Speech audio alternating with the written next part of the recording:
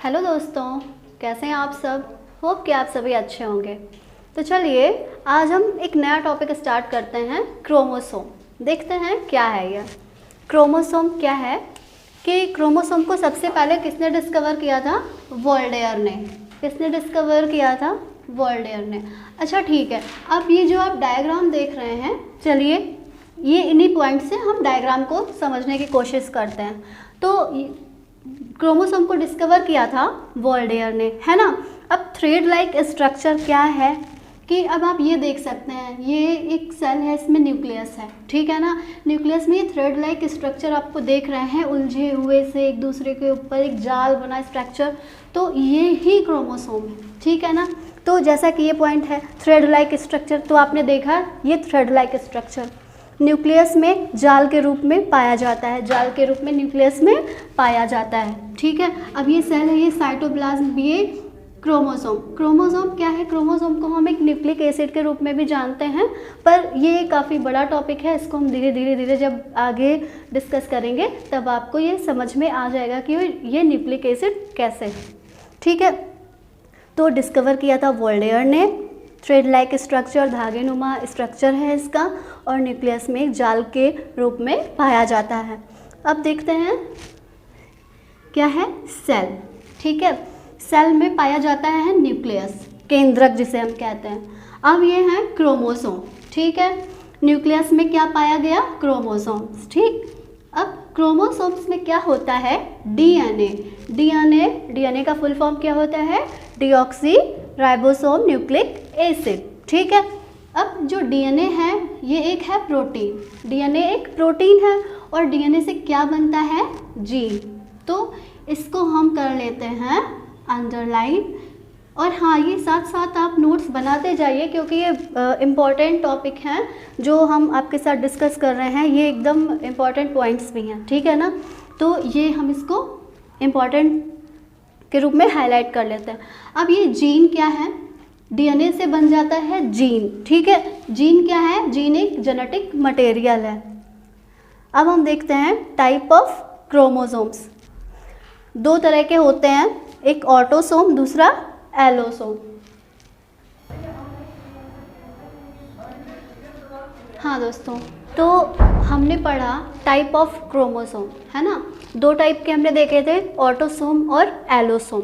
Allosome को हम sex chromosome भी कहते हैं। अब देखते हैं ऑटोसोम क्या है। इसमें 22 पेयर, 22 पेयर्स जो हैं वो क्रोमोसोम्स के पाए जाते हैं।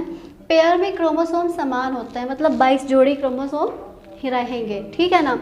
और ये क्या इसका वर्क होता है? सेक्स डिटर्मिनेशन के अलावा, ये सेक्स डिटर्मिनेशन तो करता ही है, इसके अलावा और भी कई ऐसे कैरेक्टर्स होते हैं जिनका ये निर्धारण करता है, ठीक है ना। अब देखिए एलोसोम। एलोसोम क्या है कि जैसे कि हम बात कर रहे हैं कि सेक्स क्रोमोसोम है, ठीक है ना।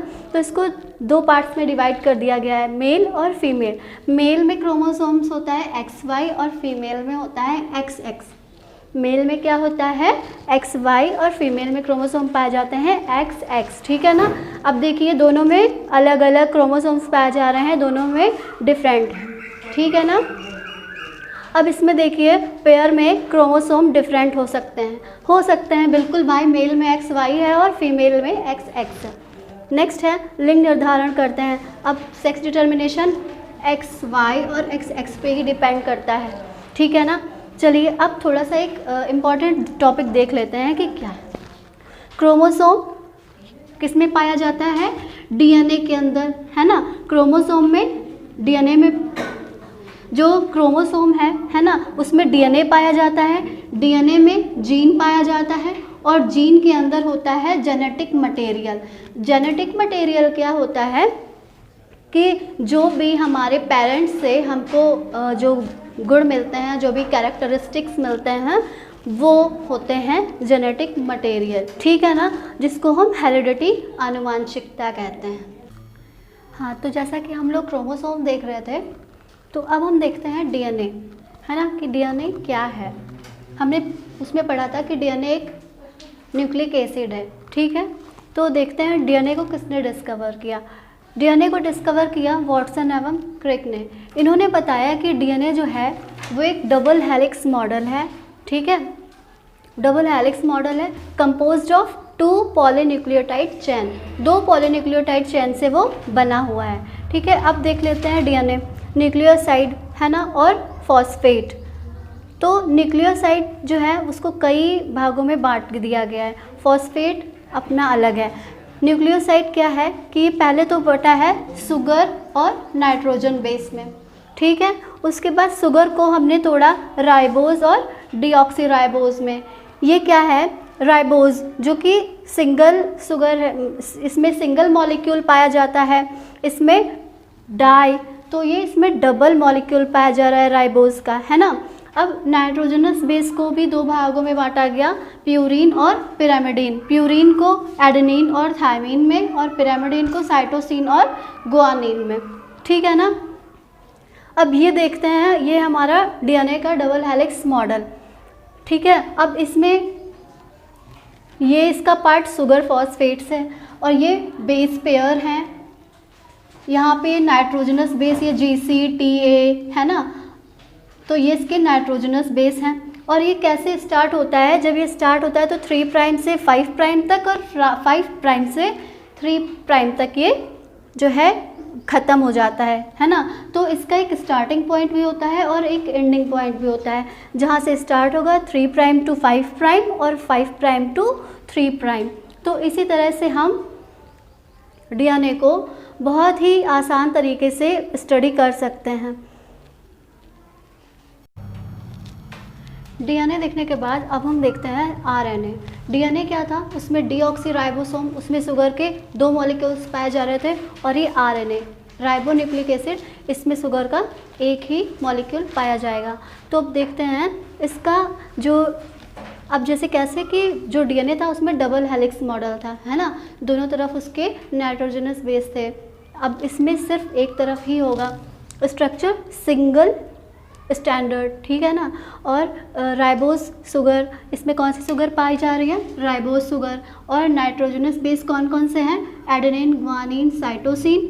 थायमीन की जगह यूरेसिल आ जाएगा, थायमीन किस जो है थायमीन को रिप्लेस कर देगा यूरेसिल, ठीक है। अब क्या है, इसका मेजर रोल किसमें है, प्रोटीन सिंथेसिस में। जब प्रोटीन सिंथेसिस होता है तो आरएनए का उसमें मेजर रोल रहता है, ठीक है। आगे हम प्रोटीन सिंथेसिस के बारे में भी पढ़ेंगे। तो अब देखिए आरएनए के प्रकार कितने होते हैं, टाइप ऑफ आरएनए 3 प्रकार का होता है, mRNA, tRNA, rRNA। mRNA क्या होता है, messenger RNA, tRNA transfer RNA और rRNA राइबोसोम आरएनए, ठीक है ना।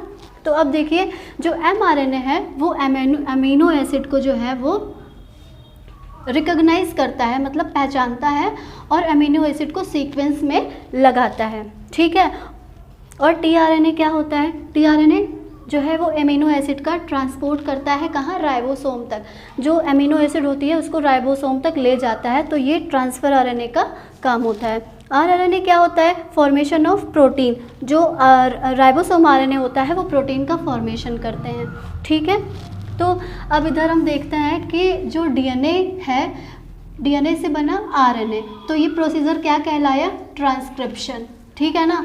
अब आरएनए से डीएनए फॉर्मेशन हुआ तो ये हुआ रिवर्स ट्रांसक्रिप्शन। अब आरएनए से जब प्रोटीन फॉर्मेशन होगा तो इसको ट्रांसलेशन कहेंगे। जब डीएनए से डीएनए बनेगा तब इसको रेप्लिकेशन कहेंगे। रेप्लिकेशन क्या होता है, रेप्लिकेशन मीन्स होता है रेप्लिका मीन्स होता है कॉपी।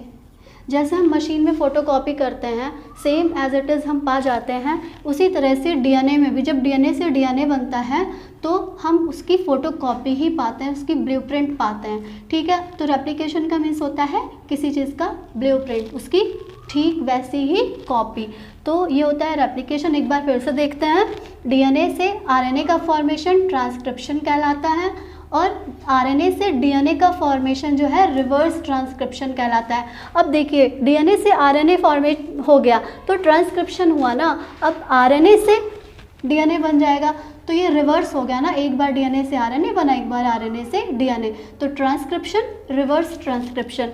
अब आरएनए से प्रोटीन तो ट्रांसलेशन, डीएनए से डीएनए तो रेप्लिकेशन।